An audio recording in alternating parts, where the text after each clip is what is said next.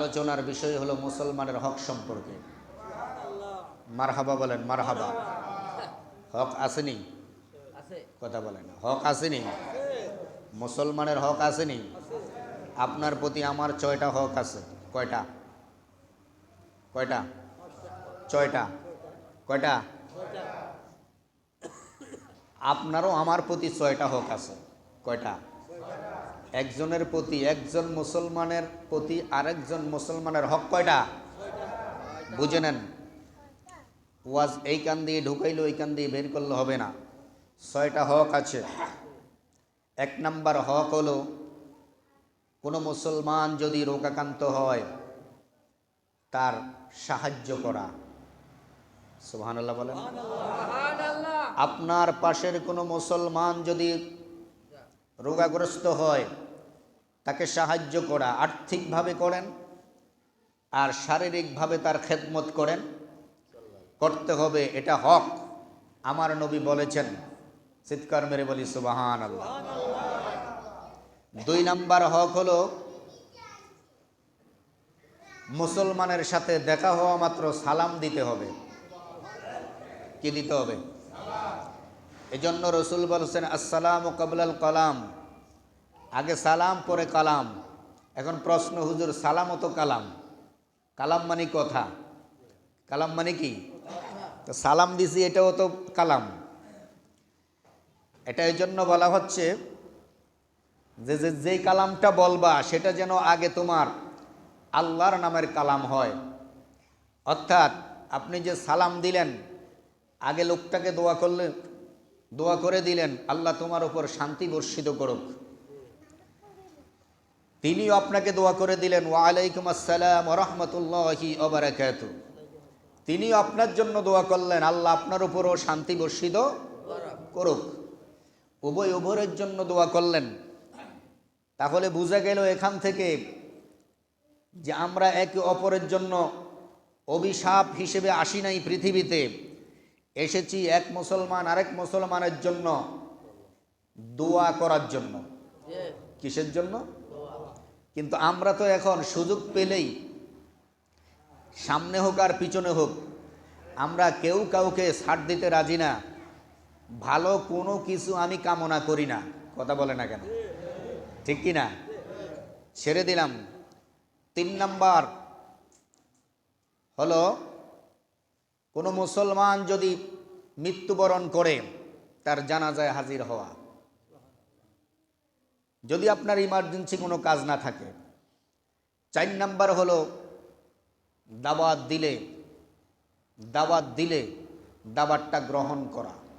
সুবহানাল্লাহ। এটা কিন্তু আমরা করি, কারণ এটা খাওয়ার ব্যাপার তো। কথা কয় না? বাঙালি কিন্তু খানার সুন্নত যেগুলি আছে এগুলি খুব ভালোভাবে পালন করে। শুধু আপনি আমাকে দাওয়াত দিবেন, আমি কিন্তু আপনাকে দাওয়াত দিব না। আছে কি নাই? কথা বলে না কেন? তো দাওয়াত দিলে কবুল করতে হবে। দাওয়াত শুধু ও আপনাকে দিবে, আপনিও তাকে দিতে হবে। এক মুসলমান আরেক মুসলমানকে দাওয়াত দিতেই হবে, এটা নবীর সুন্নাত। আপনি যদি মনে করেন যে আমি তাকে দাওয়াত দিব কেন, সে তো গরিব মানুষ, সে তো আমাকে দাওয়াত দিয়ে খাওয়াইতে পারবে না, আমি ওই লোককে দাওয়াত দিব যারা দাওয়াত দিলে সে আবার ফিরকে আমারে দাওয়াত দিতে পারে। কথা কয় না? সিস্টেম তো এটাই। আপনার মেয়ের বিবাহ লাগছে, আপনি চাইয়া ওই লোককে দাওয়াত দিবেন যিনি 1000 টাকা দামের আপনার বিয়ের মধ্যে একটা কাপড় দিবে, 5000 টাকার গিফট দিবে, এইরকম লোকের দাওয়াত দিবেন। কিন্তু আপনার ঘরের পাশে যে আরেকজন গরিব, তাকে আপনি জীবনেও দাওয়াত দিতেন না, কারণ দিলে সে কিছু দিতে। কথা বলে না কেন? খারাপ লাগছে নাকি? চাইয়া তো ওই লোকদেরকে দাওয়াত দেন। এখন সব কিছু তো হচ্ছে আল্লাহর জন্য, হচ্ছে না তো, সব কিছু হচ্ছে লোক দেখানো। এজন্য আমি মাঝে মাঝে বলি, বাহ্যিকে যেটা দেখা যায় আসলে এটা সত্য না, অন্তরে যেটা আছে সেটা হলো সত্য। সেটা কি? বাহ্যিকে আপনাকে গোলাপ ফুলের মতো দেখা যায়, কিন্তু আপনার অন্তর তো গেন্দা ফুল। অন্তর কি? কথা বলে না? অন্তর তো গেন্দা ফল। কিন্তু এই গেন্দা ফল দিয়া আপনি উপরে গোলাপ ফুল দেখাইয়া ভিতরে গেন্দা ফুল রেখা তো কোনো কাজ নাই। আপনার ইবাদত বন্দেগী যত কিছু হচ্ছে, কিছু তো আল্লাহর জন্য হচ্ছে না, সব কিছু তো হচ্ছে লোক দেখানো। আর লোক দেখানো ইবাদত যারা করবে, লোক দেখানো কাজ যারা করবে, তাদের জন্য আল্লাহ জাহান্নাম নির্ধারিত করে রেখেছেন। সেটা হলে কি? ফাওয়াইলুল লিল মুসাল্লিন। অতএব আপনার আগে আপনার উপর যে মুসলমানের হকগুলি আছে এগুলি আগে আদায় করতে হবে। 5 নাম্বার হলো প্রত্যেকটা মুসলমান সামনে এবং পিছনে সর্বসময় একে অন্যের কল্যাণ কামনা করা। কি কামনা করা? কথা বলে না। ভালো কামনা করা, ভালো। এখন আমরা এমন মুসলমান, একটু বুকে হাত দিয়ে বলেন তো যে আরেকজনের ভালো দেখলে আমার কাছে ভালো লাগে? পারবেন? এও পারবেন না। শতকরা হয়তো 2-4 জনে পারবেন, যাদের মনটা ফ্রেশ আছে। আপনি বুকে হাত দিয়ে বলেন যে আরেকজনের ভালো দেখলে, আমার ভাইয়ের ভালো দেখলে আমার কলিজা ঠান্ডা হয়ে যায়। আপনার তো কলিজা ঠান্ডা হয় না, আপনার কলিজা আগুন জ্বলে। কথা কয় না? কথা বলেন না কেন? আপনার আরেকজনের ভালো দেখলে আপনার কলিজা ঠান্ডা হওয়ার কথা ছিল, এটা হলো মুমিনের লক্ষণ। কিন্তু আরেকজন যদি ভালো চলে, ভালো খায়, একটু ভালো হয়, তাহলে আপনার কলিজায় আগুন জ্বলে। সেটা হিংসার আগুন, যে এটা বরদাস্ত করা যায় না। কথা বলেন ঠিক কি না? তো আমরা কি হক আদায় করতেছি না কোনো আরো বেহকে আছি? 6 নাম্বার হলো আপনার জন্য আপনি যেটা পছন্দ করেন। আমার নবী বলে ততক্ষণ পর্যন্ত তুমি মুমিন হতে পারবো না যত টুপি লাগাও আর দাড়ি লাগাও আর জুব্বা লাগাও। ওই যে একটু আগে বললাম আপনার উপরে গোলাপ ফুল ফুটাইয়া রাখছেন, ভিতরে কেন্দা ফল। আমার নবী এই কথাটাই সেখানে বলতেছেন যে যতক্ষণ পর্যন্ত তুমি নিজের জন্য যেটা পছন্দ করো, অন্য ভাইয়ের জন্য যেটা তুমি পছন্দ না করতে পারবা, তুমি তোমার জন্য যেই ভালোটা পছন্দ করেছো, ভালো পথটা তুমি বেছে নাও। তুমি তোমার ভাইয়ের জন্য ভালোটা পছন্দ করতে হবে।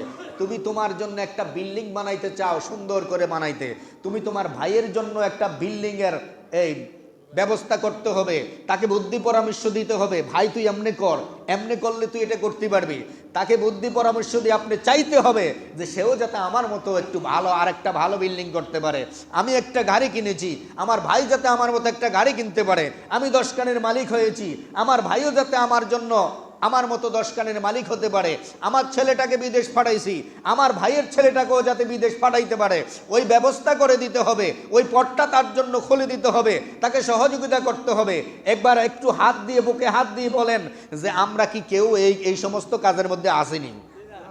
কথা কয় না, আসেনি? তো আপনার উপরে গোলাপ ফুল, ভিতরে কেন্দা ফল, এই গোলাপ ফুল ফুটাইয়া কোনো লাভ? কথা বলে না, কোনো লাভ নাই। হয়তো অনেকের খারাপ লাগবে যে হুজুর আমরা কি সব দিয়ে এলাম নাকি? আপনাকে সব দিতে বলে নাই, সহযোগিতা করার জন্য বলছে। ইসলাম এমন একটা ধর্ম, জাকাত কেন রাখছে? যে আপনি ধনী হয়েছেন, আপনার ভাইকে আপনি জাকাত দিয়ে তাকেও ধনী বানায় দিতে হবে। সুবহানাল্লাহ কয় না? কিন্তু আপনি তো চান আমি আরো বড় লোক হই আর আমার ভাই আমার কাছে ভিক্ষা করুক। কথা কয় না? কথা কন না কে? এই মন থেকে এটা যতক্ষণ দূর না হবে, ততক্ষণ আপনি যত নামাজ পড়েন আর যত রোজা রাখেন আর হজ করেন, আপনার এই রোজা নামাজ হজ দিয়ে আল্লাহর কোনো লাভ নাই। কারণ আল্লাহ চাচ্ছে কি? আল্লাহর ইবাদত ফেরেশতারা কম করে না, গাছে করে, মাছে করে, দেও করে, দানব করে, পাখি করে, সর্বকিছু কীট পতঙ্গ পর্যন্ত আল্লাহর ইবাদত করে। কিন্তু আল্লাহ বলে তাদেরকে ওরকম একটা মন দেই নাই। মানুষ তোদেরকে একটা মন দিয়ে আমি সৃষ্টি করেছি, একটা অন্তর দিয়ে সৃষ্টি করেছি।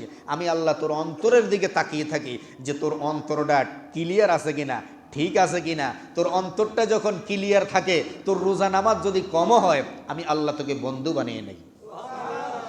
আপনারা বলেন না মাঝে মাঝে অমুক দরবেশ তো জীবনে একক তো নামাজ পড়তো দেখি নাই। কথা বলে না? তে দরবেশ হইল কেমনে জানেন? তার মনটা ফ্রেশ ছিল। কি ছিল? কথা বলে না। মনটা কি ছিল? প্রেট ছিল। এই মনের কথাটাই তো বলেছেন, এজন্যই তো বলেছেন ইসলাম লা ইলাহা ইল্লাল্লাহ মুহাম্মাদুর রাসূলুল্লাহ আপনি যখন কালিমা পড়বেন জবান দিয়ে শুধু বললে হবে না, আপনি অন্তরে সাথে সাথে এটাকে পূর্ণাঙ্গভাবে বিশ্বাস করতে হবে। আর এই বিশ্বাস করার নাম হচ্ছে ঈমান। এই বিশ্বাস করার নাম কি? ঈমান।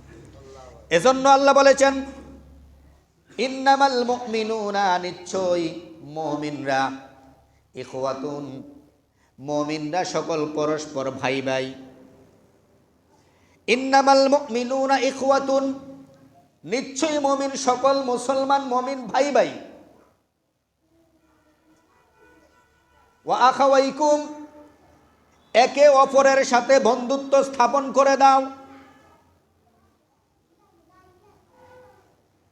ওয়াত্তাকুল্লাহ, তোমাদের অন্তরে যদি আমি আল্লাহর ভয় থাকে, আমি আল্লাহকে যদি তোমরা ডরাও আর ভয় করো, ভালোবাসো, তাহলে তোমরা এই কাজটা করো, এক মুমিনের সাথে আরেক মুমিনের সম্পর্ক গড়ে দাও, ভালোবাসা গড়ে দাও।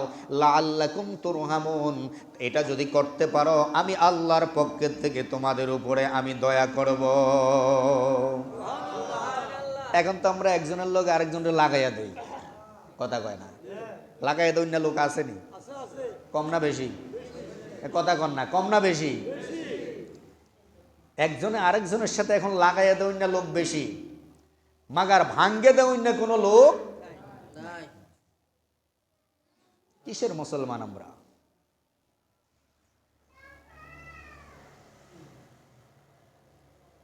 সাহাবায়ে কেরামরা কেমন ভালোবাসা ছিল।